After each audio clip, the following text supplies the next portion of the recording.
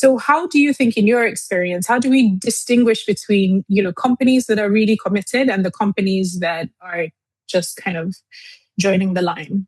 Yeah, I think that, and so thank you for having me on here. I think this is such a good topic and really timely, and this is one of the key questions, right? So, as you say, I've worked in sustainability for sort of 20-ish years or something now, and it's there's definitely kind of ups and downs of corporate sustainability. It comes into fashion, it comes out. I think, and this is definitely a period where it's sort of going out.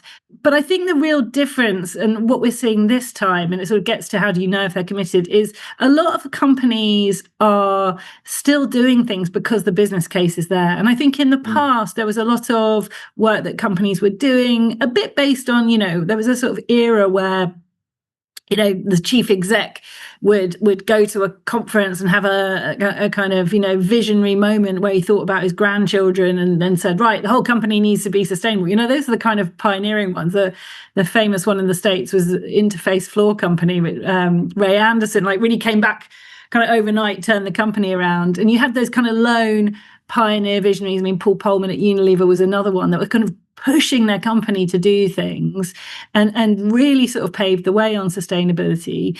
And that led to other companies making commitments, following along, but maybe the business case wasn't already there.